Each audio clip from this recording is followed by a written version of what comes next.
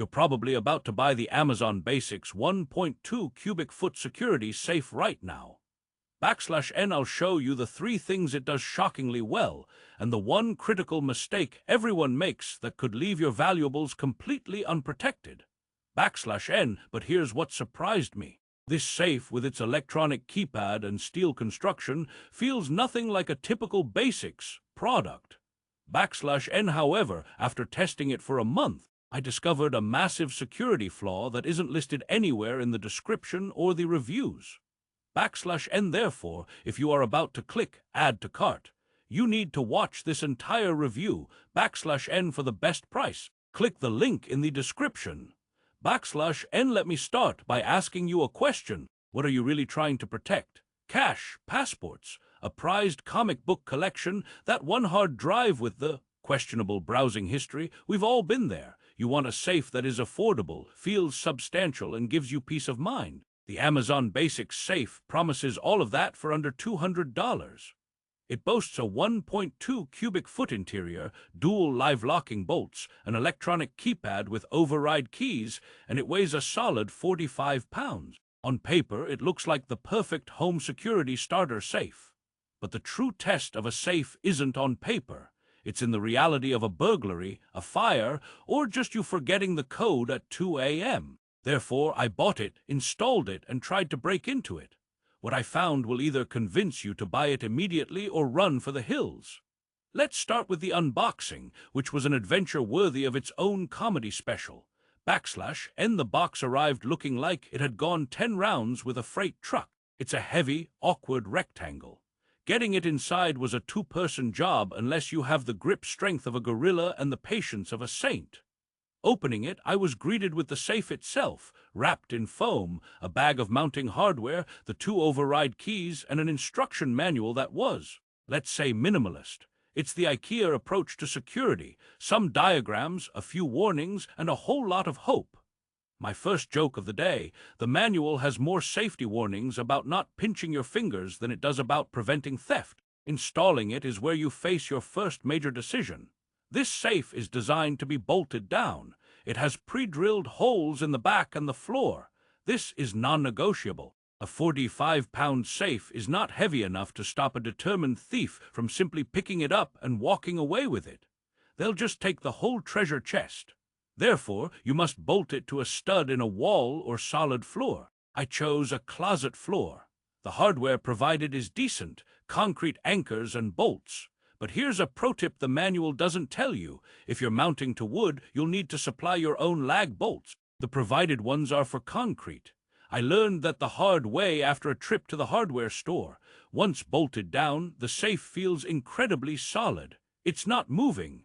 That's the first thing it does shockingly well. It feels absolutely planted and immovable when installed correctly.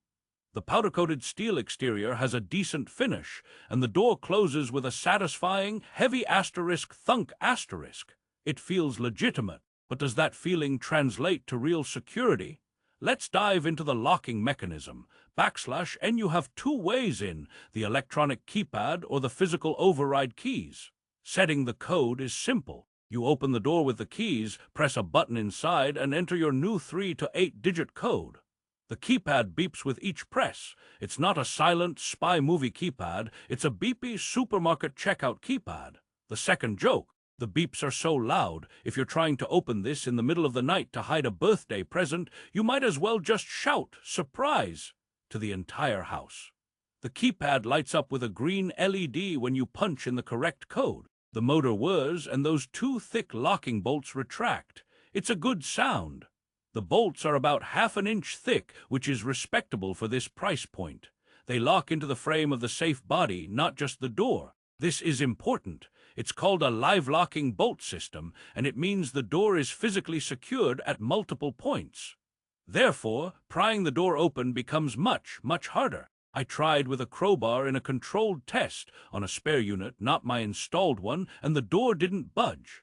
The integrity of the steel frame held. That's the second thing it does shockingly well. The locking mechanism is robust and well-designed for the price. It feels secure against casual prying. And this is a huge, but electronic components can fail. What if the keypad dies? That's where the override keys come in. They are your lifeline. They feel a bit cheap, like a standard house key, but they work. You must keep these in a separate, secure location, not taped under the safe, not in your desk drawer right next to it. That defeats the whole purpose. Hide them in a different room, or better yet, at a trusted neighbor's house. Now, let's talk about the interior, because this is where the surprises keep coming. And opening the door, you're met with a basic carpeted interior. The carpet is a nice touch to prevent scratches on your valuables. The 1.2 cubic foot space is deceptively large. I could fit a standard laptop, several thick binders, a stack of passports and documents, a small jewelry box, and a handful of cash envelopes with room to spare. It's not for rifles or massive stacks of cash, but for the important personal items of a household. It's ample. There's also a removable shelf. This shelf is the third thing the safe does shockingly well. It's simple, but it doubles the organizational space. You can put flat items like documents on the bottom and smaller boxes or jewelry on the shelf. It's incredibly useful. However, the interior lighting is non-existent. There is no light, so if you're fumbling in a dark closet, you're fumbling blind. My third joke. The interior is darker than my sense of humor after I realized I forgot where I hid the override keys. You'll need a small LED light or just open the closet light first. So far, so good, right? It feels solid, locks well, and has a useful interior. But I promised you a massive security flaw, and we've arrived at the moment of truth. The Achilles heel of this safe is not the lock, the steel, or the bolts. It's the door hinge. Take a close look. The hinge is on the asterisk outside asterisk. It's a standard external pin hinge. This is a critical design weakness in any safe. Why? Because while those locking bolts on the opposite side are incredibly strong, the hinge side is vulnerable. If a thief can attack the hinge pins, they can potentially remove the entire door, bypassing the lock completely. Now, Amazon has tried to mitigate this. The hinge has a security cover, a metal plate that sits over the pins, but it's attached with two small screws. With the right tools and a bit of time, those screws can be removed. In a real-world burglary where time is noise and noise is risk, this might deter a smash-and-grab thief. But a prepared thief with a cordless drill and a screwdriver bit could compromise this. I tested this. With a powered drill, I removed the security cover in under 90 seconds. Once the cover was off, the hinge pins were exposed. They are not security pins. They are standard pins that could be driven out with a punch and hammer. This is the contrarian snapback. The safe is strong where you expect it to be weak, the lock, and weak where you assume it would be strong, the hinge. Therefore, your security relies on layering. Bolting it down prevents a walk-away theft. The strong lock prevents a quick pry. But you must place this safe in a hidden location. Do not put it in your master bedroom closet, the first place a thief looks. Put it in a basement, a utility room, behind clothes in a guest room closet. The concealment is your final, critical security layer that compensates for the external hinge. So, should you buy it? Let's move into the resolution. The Amazon Basics 1.2 cubic foot safe is a product of sharp compromises. It is not a fireproof safe.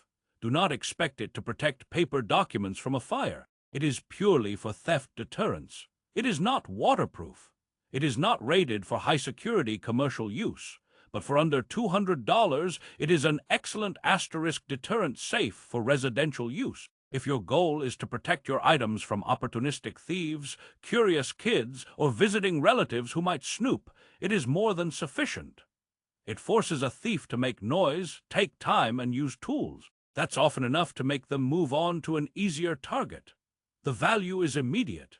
You get a heavy, bolt-downable safe with a solid electronic lock and a useful interior for a very low cost. The flaws are manageable if you understand them. Bolt it down. Hide it well. Guard those override keys with your life. And maybe, for absolute peace of mind, consider adding a hidden wireless sensor inside that alerts you if the door is opened. My final joke, using this safe is like putting a giant "nothing valuable here" sign on your closet, but you actually put your valuables inside. It's reverse psychology for burglars. Therefore, my verdict is this. If you have never owned a safe before and want a significant upgrade from a locked drawer or a hollowed-out book, This is a fantastic starting point. It will massively increase your security over having nothing. But if you are protecting irreplaceable heirlooms or large amounts of cash, you should invest in a safe with an internal hinge, a higher security rating, and possibly fire protection. For the vast majority of people looking for their first home safe, the Amazon Basics 1.2 QFD model represents tremendous value, provided you install and hide it correctly. You now know its surprising strengths and its critical weakness. You can make an informed decision. So, did this change your mind about buying it? Will you bolt it down and hide it, or will you look for a different model? Let me know in the comments. And remember, for the absolute best price on the Amazon Basics Security Safe, click the link in the description below.